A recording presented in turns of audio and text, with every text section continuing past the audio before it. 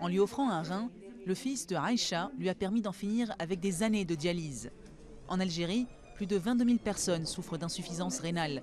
Un tiers d'entre eux espèrent une transplantation.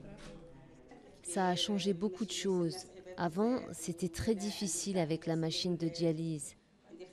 Comme j'ai des enfants, j'ai beaucoup à faire à la maison. Et quand je rentrais, j'étais tout le temps fatiguée, malade. J'étais un jour sur deux à l'hôpital, c'était trop.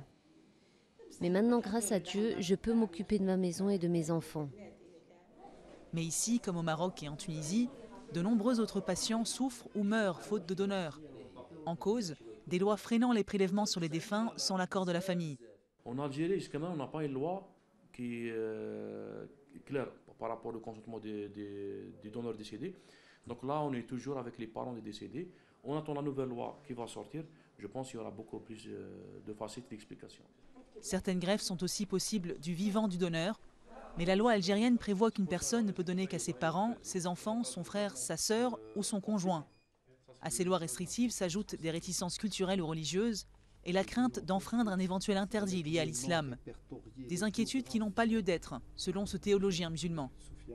Nous partons du principe que Dieu, en tant qu'intelligence suprême et détenteur du pouvoir suprême, va pouvoir reconstituer ses corps, remettre tout à sa place, et puis tout simplement, autant le prélèvement sur cadavre que le don d'organes qui se fait actuellement sont licites.